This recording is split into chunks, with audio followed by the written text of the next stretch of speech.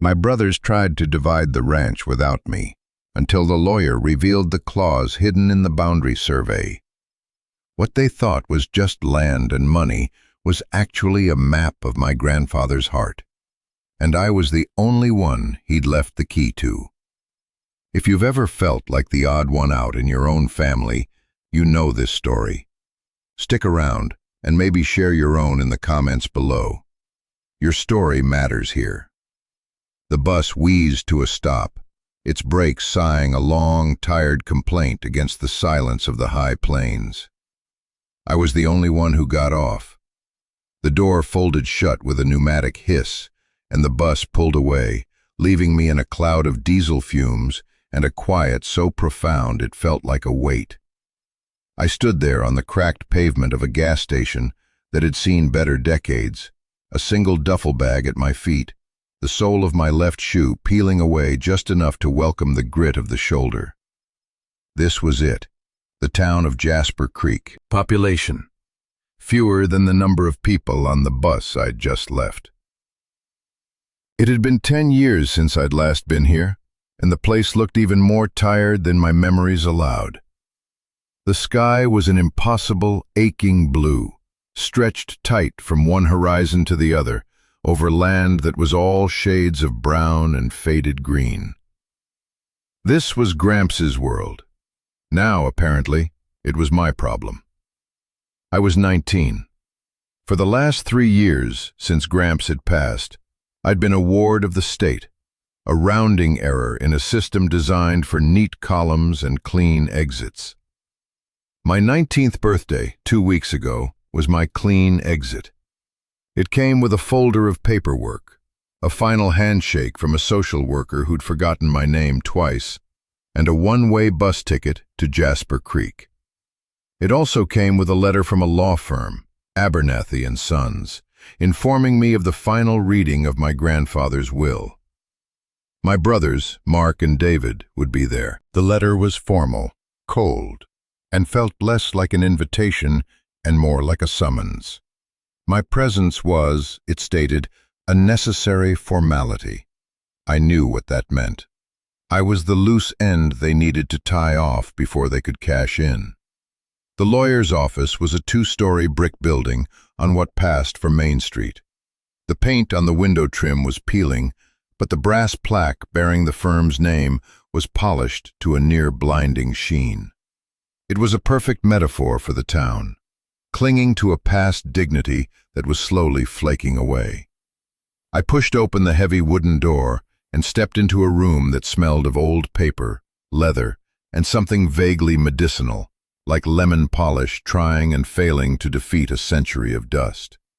A woman with a helmet of perfectly coiffed gray hair looked up at me over her spectacles.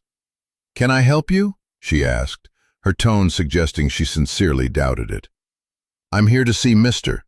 Abernathy," I said, my voice sounding younger than I wanted it to. "Leo Sterling." Her expression didn't change, but a flicker of something, recognition, pity, annoyance, passed through her eyes. "They're waiting for you," she said, gesturing toward a closed door. The room was paneled in dark wood, dominated by a heavy mahogany desk and shelves of leather-bound books that looked like they hadn't been opened since the invention of the telephone. Mr. Abernathy, a man whose body seemed to be slowly collapsing into the tweed of his suit, sat behind the desk.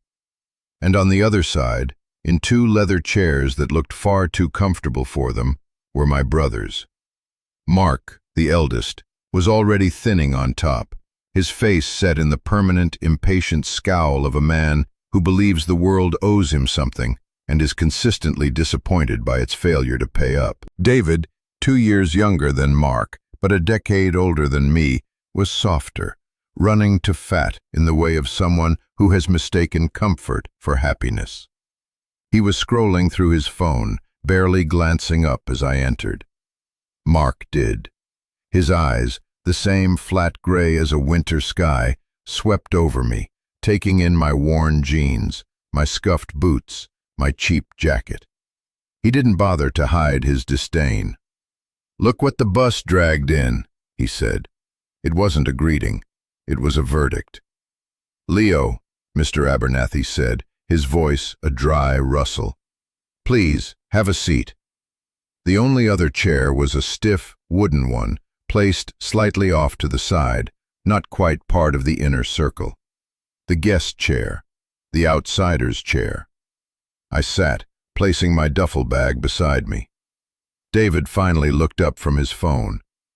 "Took you long enough," he mumbled, before his attention returned to the screen. I didn't say anything. There was nothing to say. We weren't a family, not really. We were just three people who shared a certain percentage of DNA and a history of loss that had glued us together, all wrong. After our parents died in the car crash, Gramps had taken us all in. He'd tried, but Mark and David were already teenagers, resentful and angry, and I was just a scared 7-year-old. They saw me as a burden, another mouth to feed, the living reminder of the tragedy that had upended their lives. They'd tolerated me until they were old enough to leave, and then they'd left. First Mark for college and a job in the city, then David to follow in his footsteps. I was the one who stayed behind with Gramps on the ranch, until he got sick. They'd moved him to a facility closer to them, they'd said, for his own good. They'd moved me to a group home, for mine. Mr. Abernathy cleared his throat, a sound like gravel being stirred in a bucket. He adjusted his glasses and picked up a sheaf of papers. "Well, now that we are all present, we can proceed. This is, as you know, the final disposition of the estate of your grandfather, Thomas Sterling." He droned on, his voice a monotone of legal jargon. Assets, liabilities, probate, executor. Mark was the executor. Of course he was. I watched a fly buzz lazily against the window pane, trapped between the glass and the screen. I knew how it felt. "The primary asset," Abernathy continued, "is, of course, the property. The Sterling Ranch. Approximately 2,000 acres with attendant water rights, structures, and equipment." David put his phone down. This was the part he cared about. "An offer has been extended by the West Wind Development Corporation for the sum of $3 million, Abernathy said, peering at us over his glasses. "A very generous offer, considering the current market." Mark leaned forward, his hands clasped on the desk. He looked like he was closing a business deal, not dismantling his grandfather's life. "As executor, and with David's agreement, I've decided to accept the offer. It's the most sensible thing to do. The place is falling apart. None of us are ranchers." He finally looked at me. "The proceeds will be divided 3 ways. Your share, Leo, will be placed in a trust managed by me until you're 25. For your own good." For my own good. The same words they'd used when they sent me away. $1 million, held hostage by the brother who looked at me like I was something he'd scraped off his shoe. It was more money than I could imagine, but the way he said it made it feel like an insult. "We just need you to sign the assent forms," Mark said, pushing a small stack of papers across the desk. "Abernathy has them all ready, quick and clean." I looked at the papers. My name was typed neatly at the bottom of a long line of legalese. I felt the weight of their expectation, the pressure to be the good little brother, the grateful orphan, and just sign. Just take the money and disappear from their lives for good. That's what they wanted. It's what they'd always wanted. I thought of Gramps. I thought of his calloused hands, the smell of hay and dust on his clothes, the way he'd sit on the porch at sunset and stare out at the land, not like he owned it, but like he was a part of it. He'd never sell. Not in 1,000,000 years. Not for 3. "No," I said. The word was quiet, but it landed in the silent room with the force of a slammed door. Mark's head snapped up. "What did you say?" I said no. "I'm not signing." David let out an exasperated sigh. "Oh, come on, Leo. Don't be a child. This is a life-changing amount of money. What are you going to do? Run a ranch? You don't know the first thing about it." "I know more than you do," I said, my voice gaining a bit of strength. "I was there." "You weren't." Mark's face hardened. "Listen to me, you little brat. This isn't a negotiation. The deal is happening. Your signature is a formality. We can have the court declare you incompetent and appoint a guardian to sign for you if we have to." Mr. Abernathy shifted uncomfortably. "Now, Mark, let's not get ahead of ourselves. Leo is of legal age. He has a right to refuse." "Refuse $1 million?" Mark scoffed, his laugh sharp and humorless. "For what? A pile of dirt and a collapsing barn? He's being sentimental. He's being stupid." I looked at the lawyer. His eyes, watery and pale behind his thick lenses, held a flicker of something I couldn't quite read. It wasn't pity. It was something else. Interest. "The will," I said, turning back to my brothers, "stipulates that the property is to be divided equally among the three of us, correct?" "That's right," Mark said, his voice dripping with condescension. 1/3, 1/3, 1/3. We're the majority. We vote to sell." "Then I want to see my third," I said. "Before I sign anything, I want to go out to the ranch. I want to see it one last time." Mark rolled his eyes, about to argue, but Mr. Abernathy held up a hand. "That seems a reasonable request," the lawyer said, his gaze fixed on me. "The property is as much yours as it is theirs, for now. Mark, give the boy the keys." Mark glared, his jaw tight, but he reached into his briefcase and tossed a small ring of keys onto the desk. They skidded across the polished wood and stopped just short of my hand. The key to the gate, the key to the house. "Fine," Mark spat. "Go play cowboy for a day. Get your nostalgia trip out of your system. We'll finalize this tomorrow. Don't be late." I picked up the keys. They were cold and heavy in my palm, worn smooth by my grandfather's hand. This wasn't just a nostalgia trip. I didn't know what it was exactly, but it felt like a beginning. It felt like a departure from the life they had planned for me. As I walked out of the office, the bell over the door tinkling softly behind me, I felt my brother's eyes on my back. They thought this was just a delay, a childish tantrum. They thought they had already won. They had no idea who they were dealing with. They had no idea who our grandfather really was. The walk to the edge of town was short. There, parked under a dying cottonwood tree, was Gramps' old truck. A 20-year-old Ford, its blue paint faded to the color of a robin's egg and streaked with rust. Mark must have had it driven into town from the ranch. It was part of the estate, another asset to be liquidated. I slid the key into the ignition.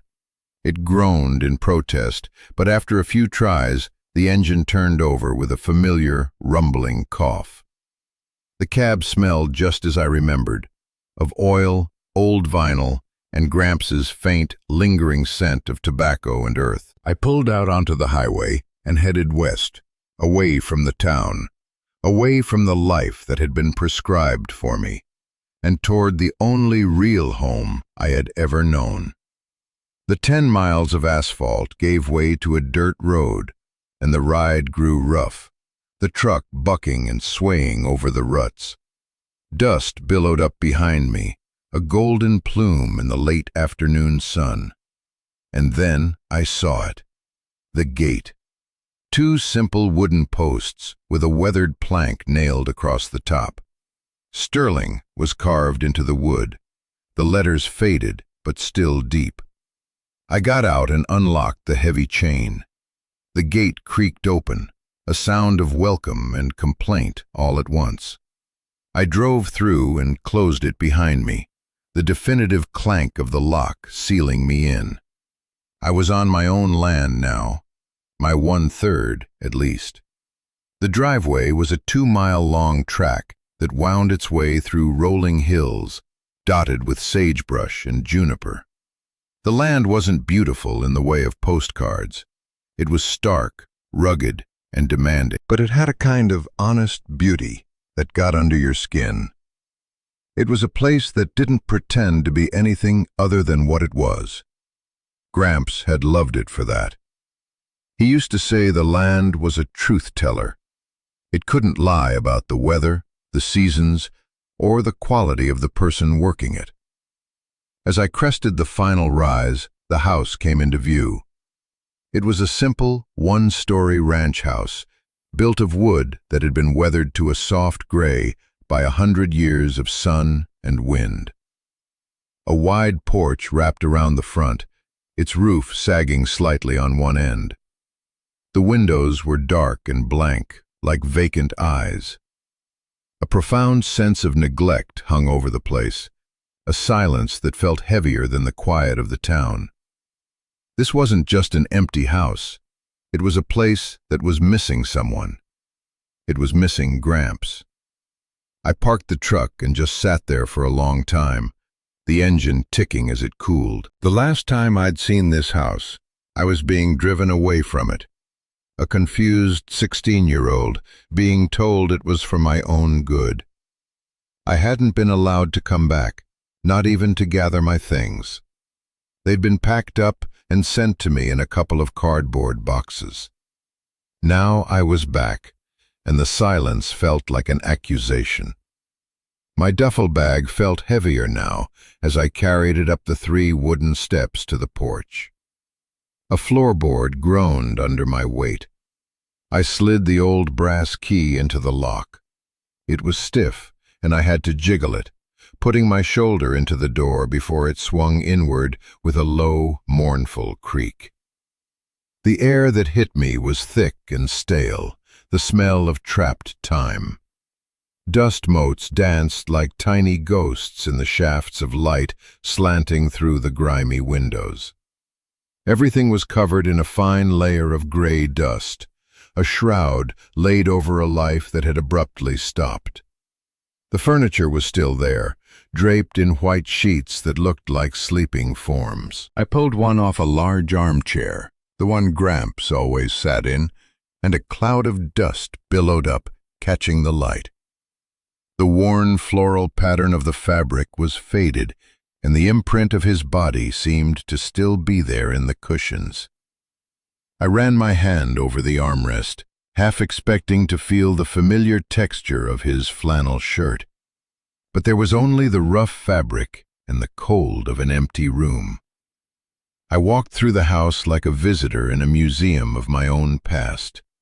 The kitchen, with its ancient gas stove and porcelain sink. A single coffee mug sat in the drying rack, left there on his last morning. The small bedroom that had been mine, now stripped bare, the walls holding the faint rectangular ghosts of where my posters used to be. And finally, his room. It was the most untouched of all. His bed was neatly made, the patchwork quilt his own grandmother had made pulled up tight. A pair of worn leather boots stood by the door, as if waiting for him to step into them. On the bedside table, a book lay open, face down, his reading glasses resting on top of it. He'd been in the middle of a sentence when his life was interrupted. It was all too much. The carefully constructed wall I'd built around myself for the past 3 years began to crumble. The numbness that had been my constant companion started to recede, replaced by a wave of grief so sharp and sudden it buckled my knees. I sat on the edge of his bed and finally let myself cry. I cried for him, for the years we'd lost. I cried for the scared little boy I'd been and the lonely young man I'd become. And I cried for this house, this land, this legacy that my brothers saw as nothing more than a number on a balance sheet. They weren't just selling a property. They were erasing him. They were erasing me. After the tears subsided, a quiet resolve settled in their place. Mark had been wrong. This wasn't just a nostalgia trip. This was a reckoning. I had to know. I had to understand why Gramps had let them send me away, why he hadn't fought for me. There had to be more to the story than the simple, cruel version my brothers had fed me. And I had a feeling the answer was somewhere in this house. I started my search in his office, a small room at the back of the house that looked out over the widest part of the valley. His desk was an enormous, scarred oak thing that had taken 4 men to get into the house. It was a fortress of a desk, solid and unmovable, just like him. Its surface was surprisingly neat. A blotter, a pen holder, a stack of bills held down by a rock he'd found in the creek. I tried the drawers. The top ones were unlocked, filled with the mundane paperwork of a rancher's life. Receipts for feed, veterinary bills, old tax returns. But the wide central drawer, the one right under the desktop, was locked. I jiggled the handle. It didn't budge. I looked around the room for a key. I checked the pen holder, the small dishes where he kept paper clips and stray buttons. Nothing. I went back to the ring of keys Mark had given me. There were only 3, the gate, the house, and the truck. None of them were small enough for a desk drawer. I spent the next hour searching. I looked under the blotter, taped to the bottom of the other drawers, on the high shelf of the closet. I ran my hands along the underside of the desk, feeling for a hidden key. Nothing. It was frustrating, a dead end. I was about to give up when my eyes fell on the bookshelf. It was filled with old paperbacks, mostly westerns, their spines cracked and pages yellowed. Gramps read them over and over. But one book stood out. It was a thick, leather-bound volume with no title on the spine. It was a book on land surveying, old and technical. It seemed out of place among the tales of cowboys and gunslingers. Curious, I pulled it down. It was heavier than it looked. As I opened it, something flat and metal fell out from between the pages and clattered onto the floor. A key. It was small, ornate, and made of brass. My heart started to beat a little faster. I took the key back to the desk, my hand trembling slightly.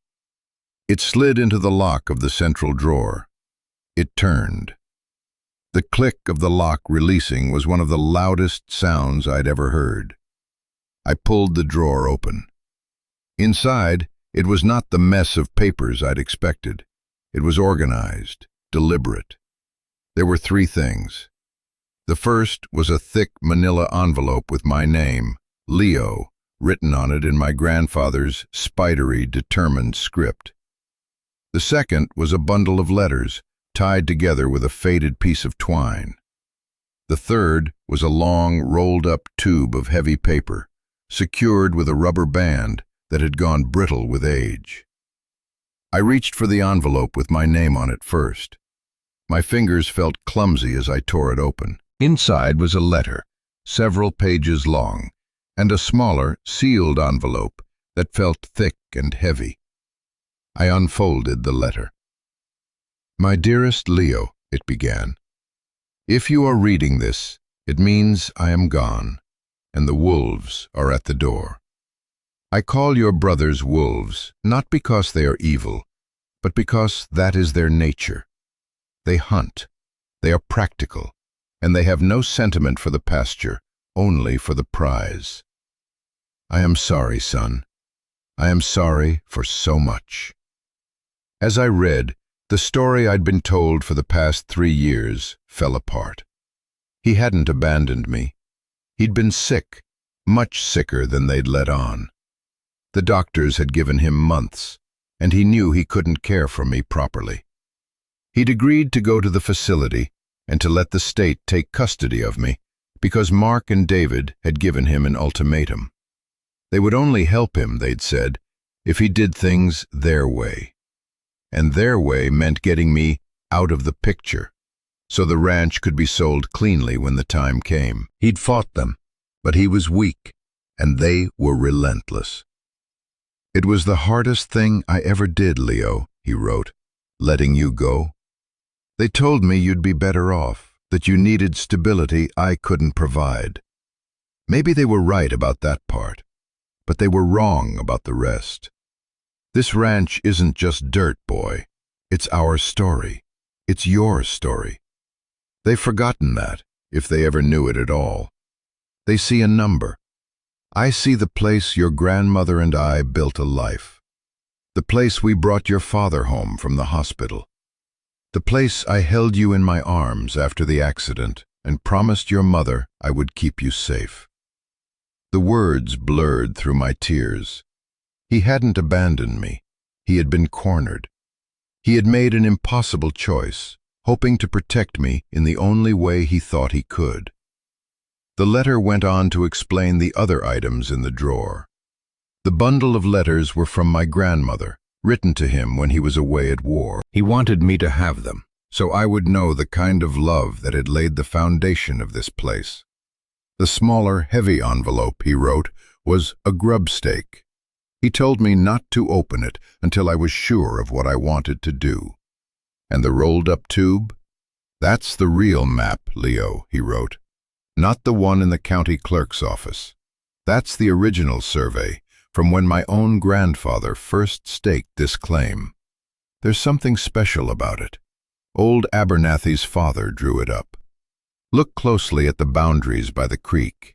Your brothers have never seen it. They only have the copies. They don't know the whole story. The land tells the truth, Leo. You just have to know how to read it." The letter ended simply. "Be strong. Be smart. This is your home if you still want it. All my love, Gramps." I sat there for a long time, the letter in my hand, the truth of it settling into my bones like a slow, warming fire. The grief was still there, but now it was mixed with something else. Anger, a cold, clear anger at my brothers for their cruelty and their greed.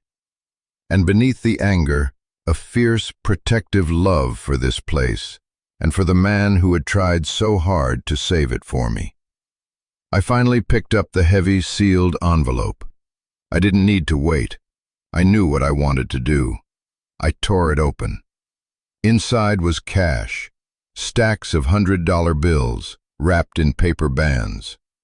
I didn't count it, but there had to be tens of thousands of dollars. Tucked in with the money was a small, folded note. "For a good lawyer, just in case Abernathy is more their man than ours. And for supplies. A man's got to eat." Even from the grave, he was looking out for me. A dry, humorless laugh escaped me. He'd been planning this. This whole thing was a test. A test he had set up for me, and a trap he had set for them. Now, for the map. I carefully broke the crumbling rubber band and unrolled the tube on the desk. It was a survey map, drawn by hand in beautiful, precise ink on thick, yellowed vellum. It was dated 1928. It showed the 2,000 acres, the winding path of Jasper Creek, the location of the original homestead. I looked at the area he'd mentioned, the boundaries along the creek. The lines were clear, the measurements precise. But then I saw it. Tucked away in the legend, in tiny, almost microscopic script, was a clause.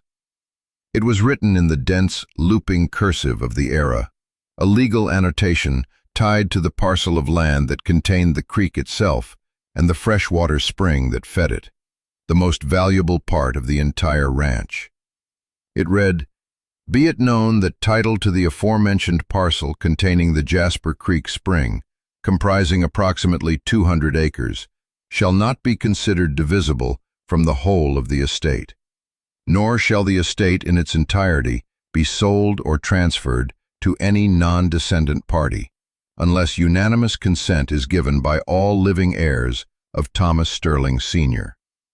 Furthermore, said consent is contingent upon each heir having demonstrated a commitment to the stewardship of the land by residing on and working the property for a period of no less than 1 calendar year prior to the proposed sale.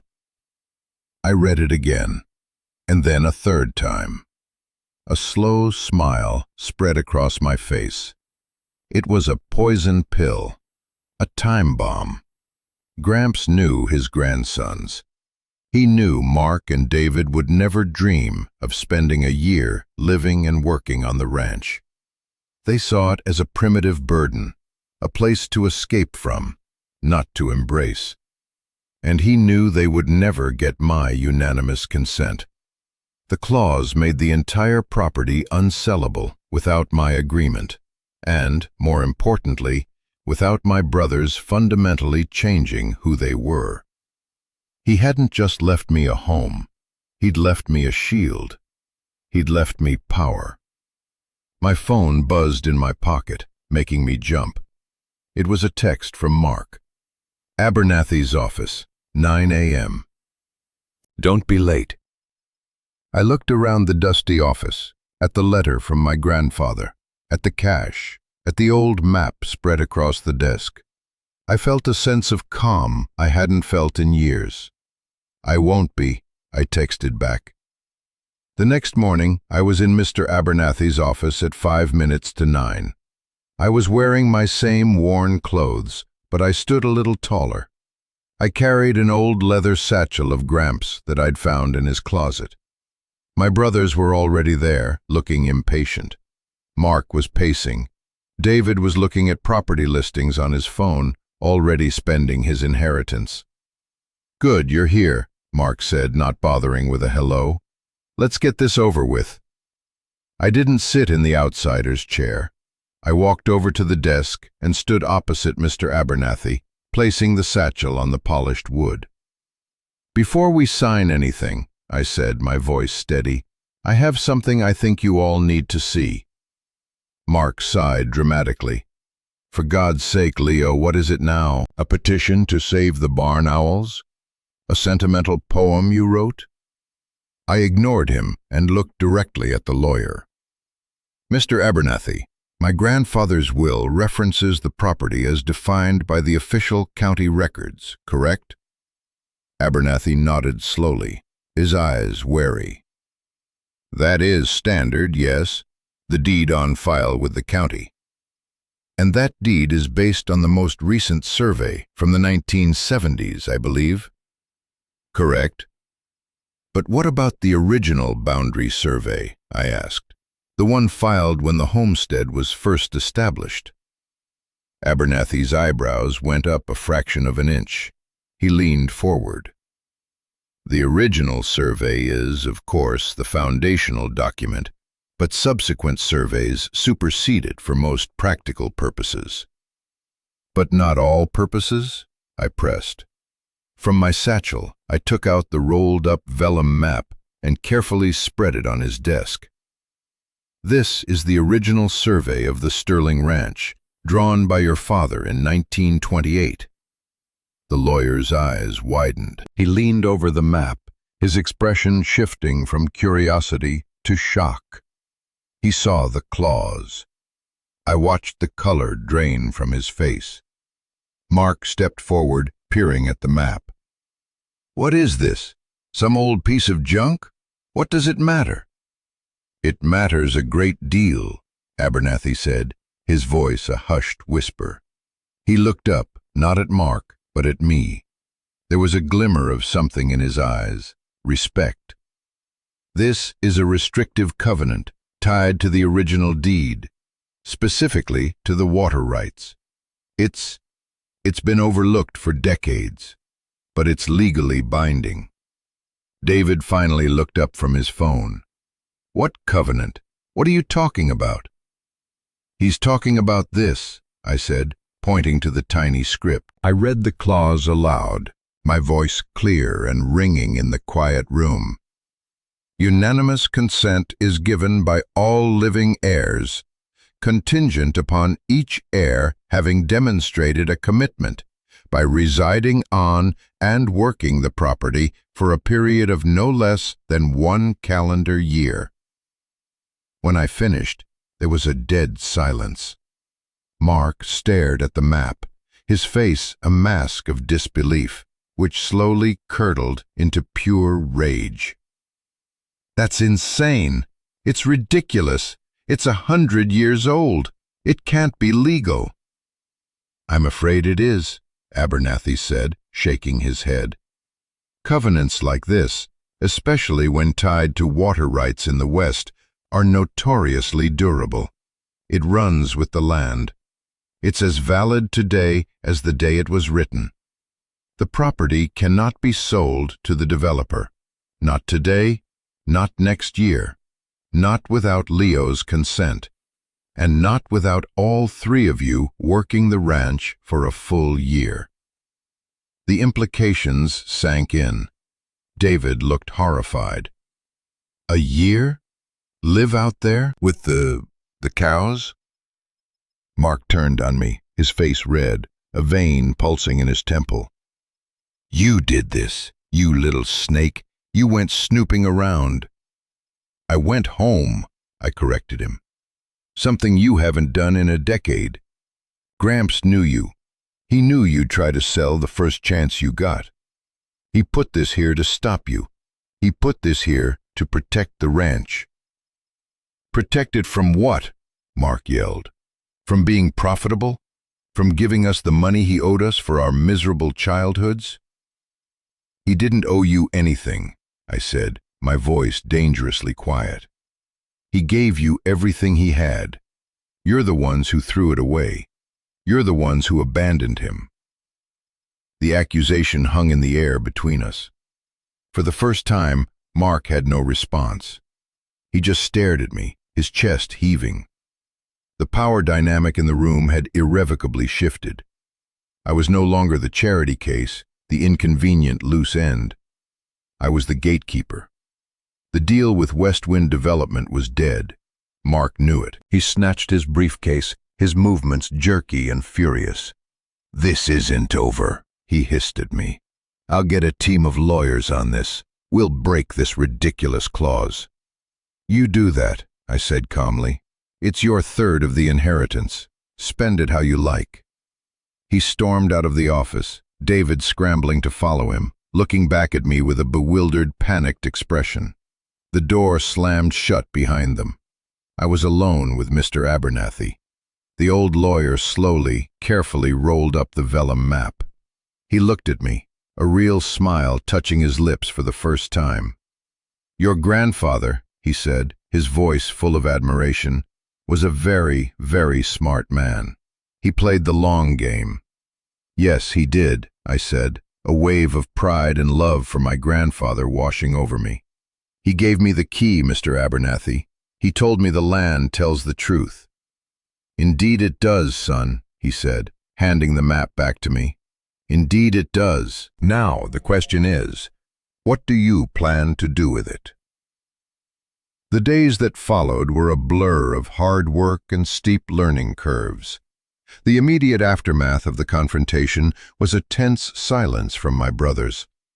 The developer formally withdrew their offer, citing title complications.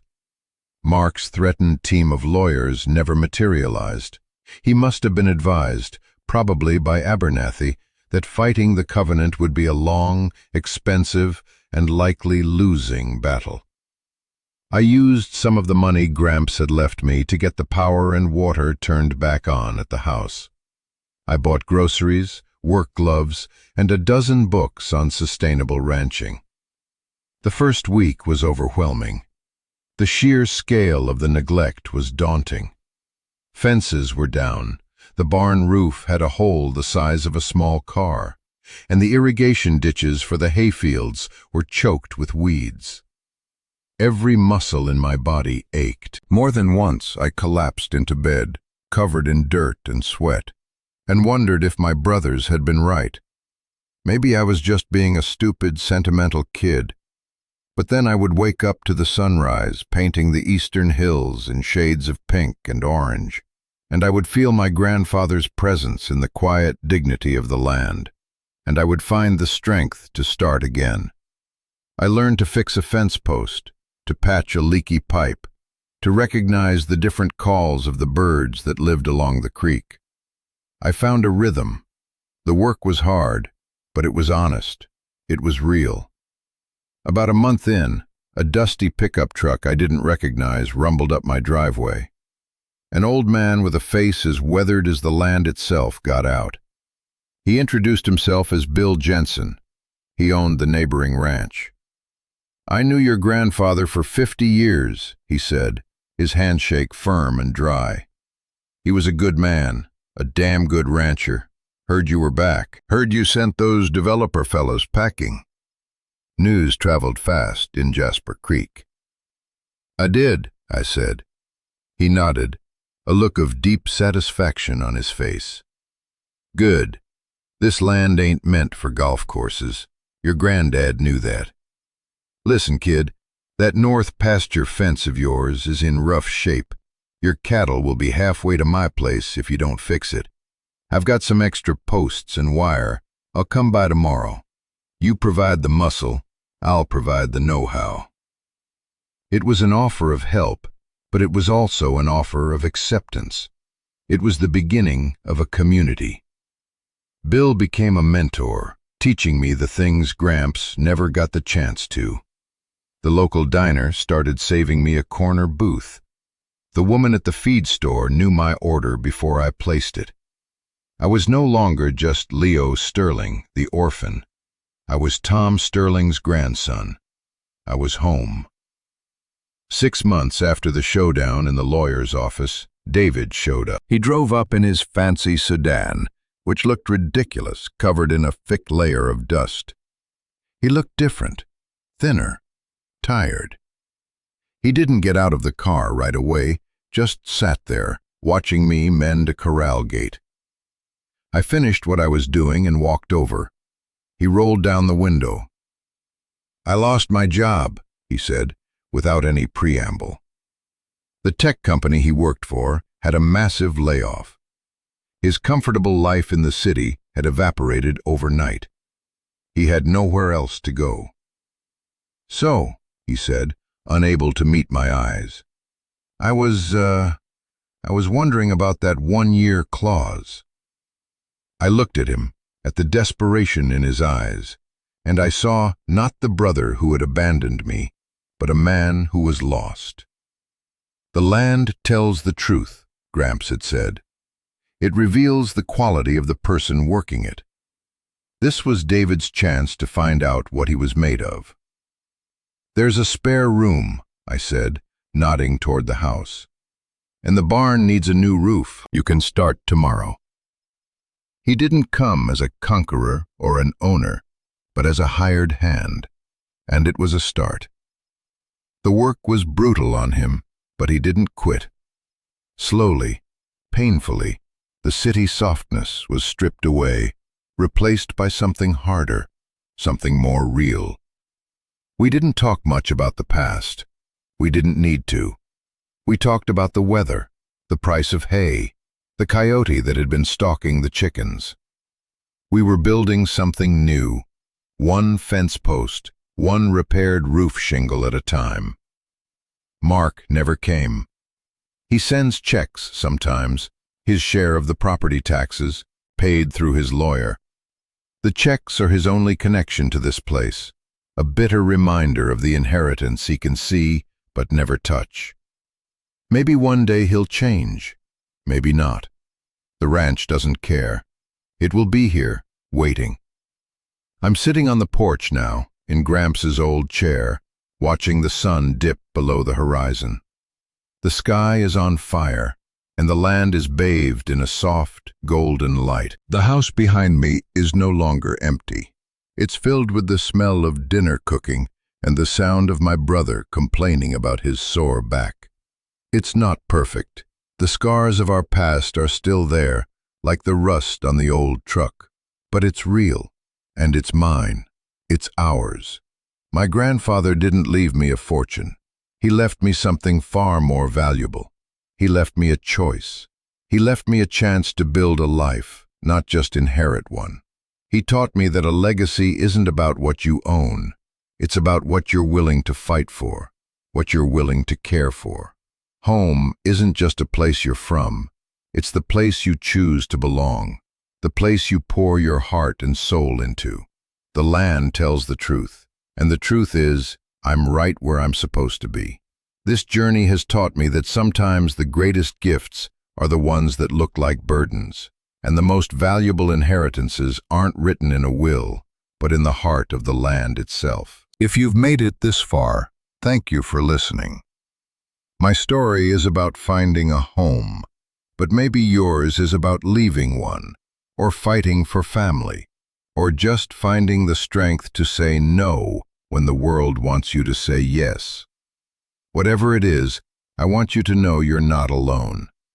This community we're building here is for people who've seen the hard side of life and are still fighting.